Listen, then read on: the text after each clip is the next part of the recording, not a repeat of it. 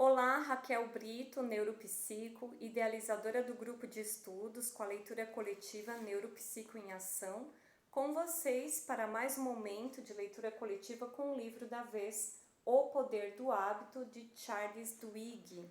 Hoje iremos apresentar o resumo do capítulo 4, que fala a respeito dos hábitos angulares. O autor ele traz aqui exemplos. Já a partir desse capítulo 4, estamos na parte 2, que são os hábitos de organizações bem-sucedidas, muito embora venha trazendo o exemplo aqui de Paul O'Neill, um analista da Bolsa de Valores de Manhattan, como que ele propagou esse hábito angular, que na realidade são pequenas atividades que propagam efeitos positivos em outros hábitos.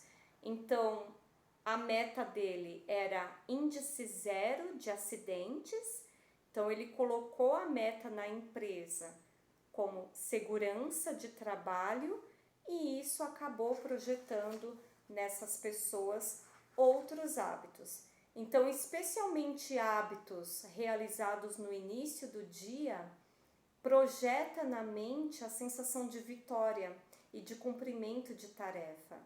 Com isso, em poucas horas do dia, sua mente terá acumulado algumas sensações de vitórias que irão gerar efeitos incríveis de motivação para que outras atividades sejam cumpridas. Então, ele cita aqui, depois de citar toda a experiência ali em termos de organização, mas em termos de vida diária também, logo no final do capítulo, ele cita alguns exemplos que o efeito de se criar um hábito angular teve na vida de algumas pessoas.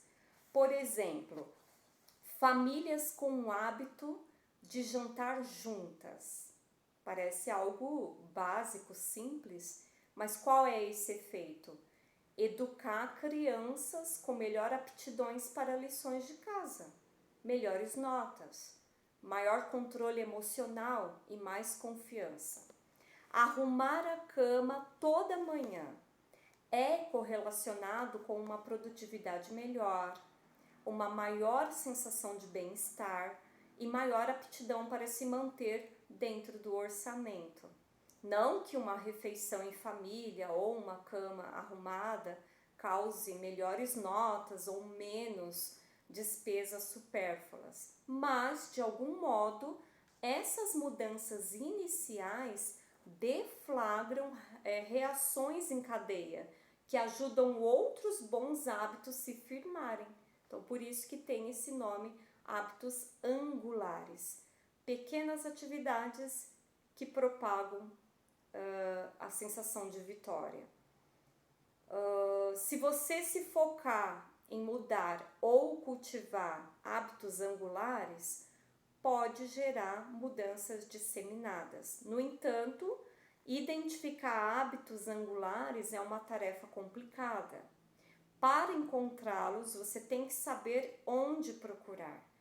Detectar hábitos angulares significa buscar certas características. Os hábitos angulares proporcionam aquilo que é conhecido na literatura acadêmica como pequenas vitórias, como falamos no início. Eles ajudam outros hábitos a prosperar, criando novas estruturas e estabelecem culturas onde a mudança se torna contagiosa. Podemos citar outros exemplos também de pequenas atividades que causam essa sensação de vitória. Por exemplo, atividades físicas. O poder do exercício físico para a rotina de estudos vai além da saúde do corpo e da mente. Por ser uma tarefa de desgaste, cumpri-la trará uma ótima sensação de superação e vitória, com efeitos fantásticos sobre as demais atividades do seu dia a dia. Acordar cedo, como o autor coloca aqui. Superar o sono e manter um hábito de acordar cedo fará com que você já levante de sua cama com uma vitória na conta. e vai despertar novos hábitos durante o dia.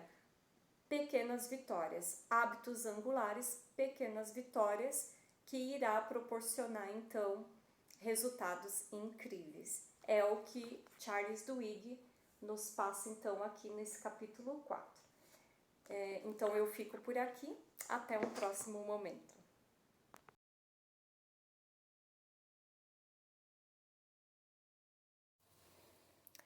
No capítulo 5, Starbucks e o hábito do sucesso, nos conta a história de Travis, filho de usuário de drogas, que passou uma infância difícil com seus irmãos e aos 16 anos abandonou os estudos. Teve alguns empregos que não duravam muito, pois não conseguia se dar bem com as pessoas e lidar com críticas. Às vezes ficava tão perturbado no meio do expediente que começava a chorar ou tinha crises de ansiedade. Certo dia, ele recebeu a proposta de trabalho em uma nova loja da Starbucks, que estava para abrir. Após 6 anos, Travis se tornou gerente de 2 filiais, supervisionava 40 empregados e era responsável por um grande faturamento. Como isso seria possível? Bom, ele passou por um programa de treinamento que mudou a sua vida ao entrar nessa empresa. Esse treinamento lhe ensinou a viver, a ter foco, a chegar no trabalho na hora e a controlar as suas emoções. E o mais importante, lhe ensinou a ter força de vontade. O objetivo então da empresa Starbucks era transformar a força de vontade num hábito na vida dos trabalhadores. Então, no decorrer do capítulo, o livro nos apresenta diversos estudos. E esses estudos científicos mostram e comprovam que a força de vontade é o hábito mais importante de todos para se alcançar o sucesso. Bom, já na década de 1990, alguns dos estudos investigam que a força de vontade como habilidade, que era vista antes, não era mais uma explicação satisfatória. Se a força de vontade é uma habilidade, por que ela não permanece constante de um dia para o outro? Então, essa era a dúvida, né? Por que ela não teria mais constância se ela é uma habilidade? Então, foi comprovado que força de vontade não é só uma habilidade, é um músculo e precisa ser treinado. Conforme seus músculos da força de vontade se desenvolveram, os bons hábitos parecem transbordar para as outras partes da vida. Então, eles comparam, né, a força de vontade como um músculo, algo que precisa ser treinado para que se torne um hábito e esse hábito vá deslanchando, né, nas diversas áreas da vida da pessoa. Bom, nas palavras do ex-presidente da Starbucks, ele colocava o seguinte: não estamos no ramo do café servindo pessoas, estamos no ramo das pessoas servindo café. O modelo, então, de empresa é baseado num atendimento espetacular. Sem isso, estariam perdidos. A solução, como a Starbucks descobriu, era transformar a autodisciplina num hábito organizacional. Ok. Novos estudos, então, comprovam que o simples ato de dar aos empregados um senso de autonomia, uma sensação de que estão no controle, de que têm autoridade para tomar decisões, pode aumentar radicalmente o grau de energia e o foco que eles dedicam ao emprego. A Starbucks, então, faz o seguinte: começa a pedir aos seus parceiros, aos seus funcionários, que usem seu intelecto e criatividade, em vez de dizer: tire o café da caixa, coloque o copo aqui, siga esta regra. As pessoas querem estar no controle de suas vidas. A partir do momento em que a pessoa consegue ter autonomia, a pessoa vai mudando seus hábitos, a pessoa vai tendo a força de vontade e vai progredindo. Para finalizar, então, uma fala de Travis. Quando seus pais são viciados, você cresce sabendo que não pode contar com eles sempre que precisar. Mas eu dei muita sorte de encontrar chefes que me deram o que estava faltando. Então, essa história de superação de Travis, que passou uma infância difícil, uma juventude difícil, mas nessa empresa em que o objetivo da empresa não é apenas produzir, é construir vidas, é fazer com que as pessoas desenvolvam suas potencialidades e evoluam. Ele encontrou nessa empresa a mudança de sua vida. No capítulo 5, Starbucks e o hábito do sucesso, nos conta a história de Travis, filho de usuário de drogas, que passou uma infância difícil com seus irmãos e aos 16 anos abandonou os estudos.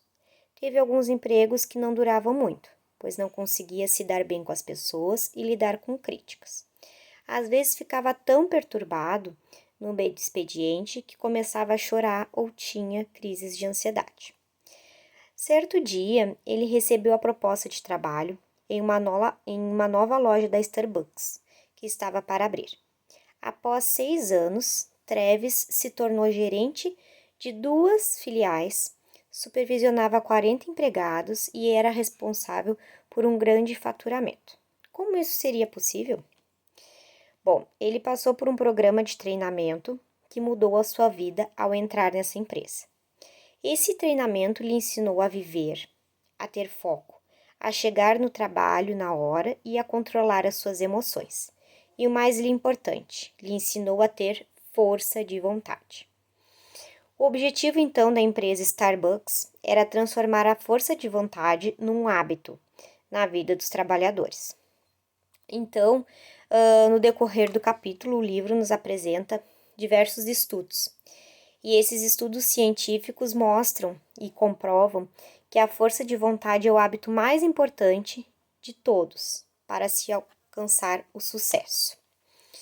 Bom, já na década de 1990, alguns dos estudos investigam que a força de vontade como habilidade, que era vista antes, não era mais uma explicação satisfatória. Se a força de vontade é uma habilidade, por que ela não permanece constante de um dia para o outro? Então essa era a dúvida, né? Por que ela não teria mais constância se ela é uma habilidade? Então, foi comprovado que força de vontade não é só uma habilidade, é um músculo e precisa ser treinado. Conforme seus músculos da força de vontade se desenvolveram, os bons hábitos parecem transbordar para as outras partes da vida.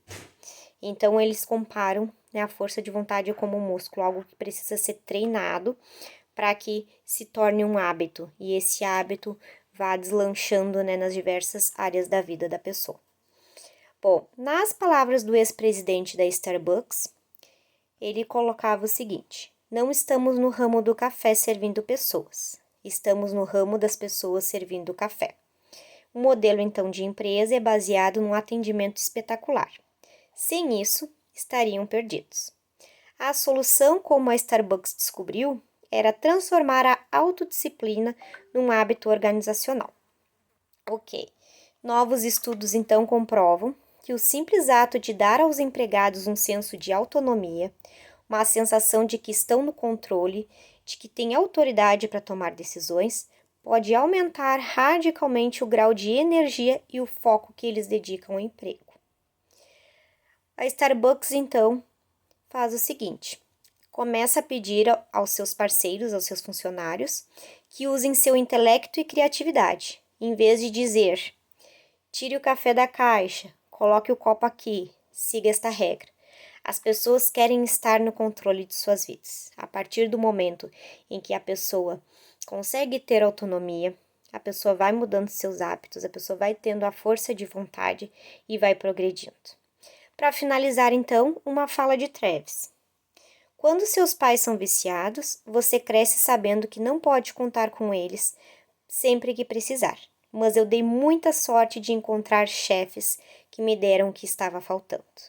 Então, essa história de superação de Travis, que passou uma infância difícil, uma juventude difícil, mas nessa empresa em que o objetivo da empresa não é apenas produzir, é construir vidas, é fazer com que as pessoas desenvolvam suas potencialidades e evoluam. Ele encontrou nessa empresa a mudança de sua vida.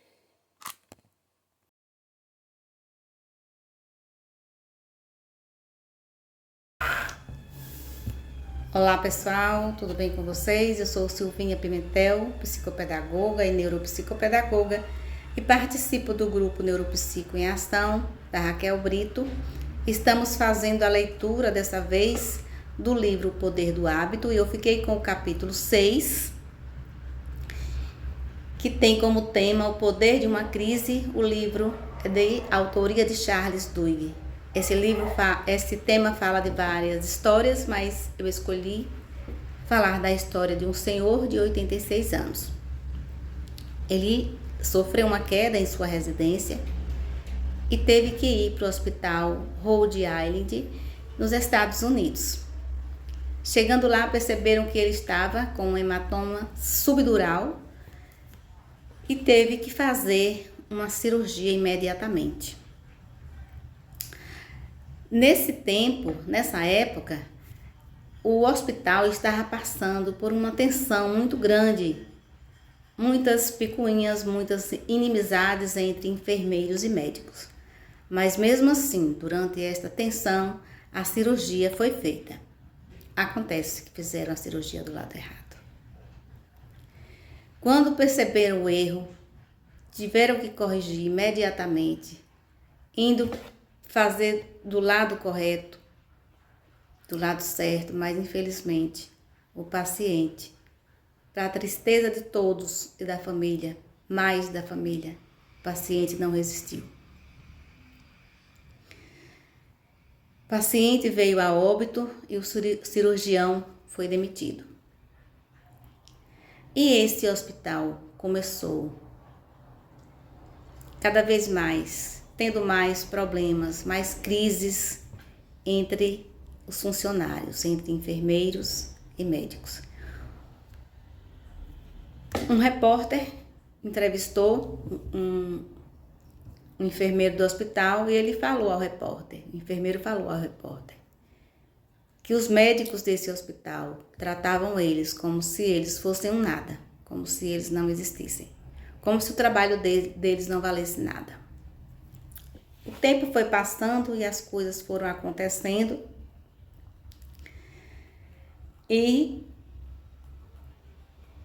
o hospital Rhode Island passou por uma fase, por um espaço de tempo onde a equipe parou para um curso para que se soubessem, que aprendessem a lidar uns com os outros e uns respeitassem o espaço do outro, que o que estava acontecendo não ia mais e não podia mais acontecer. O hospital passou por um programa de treinamento intensivo, que foi esse que enfatizava o trabalho em equipe e realçava a importância de dar autonomia aos enfermeiros e à equipe médica. Os novos administradores instalaram câmaras nos centros cirúrgicos para que tudo que fosse acontecendo, que os funcionários anonimamente pudessem falar do que estava acontecendo, né, aos administradores, para que tudo fosse corrigido. Então, assim, não só corrigir, como parar de colocar os pacientes, né, em risco, a saúde dos pacientes em risco. Então, o que eu falo, não só em hospital, mas em todas as empresas, em todas as instituições, há esse tipo de problema. Seria muito bom se todos os seres humanos respeitassem uns aos outros, a profissão do outro, o valor do outro, com humildade. Ninguém precisa estar com arrogância, achando que é melhor do que os outros. Porque médico não é melhor do que um enfermeiro, outro profissional não é melhor que outro, porque todos estudam para o mesmo fim, para o mesmo trabalho. Então, que tenha mais humildade, né? Nas instituições, nas empresas, que cada um tem o seu valor. Então, essas são as minhas palavras. Esse foi o meu estudo do capítulo 6 e muito obrigada pela atenção.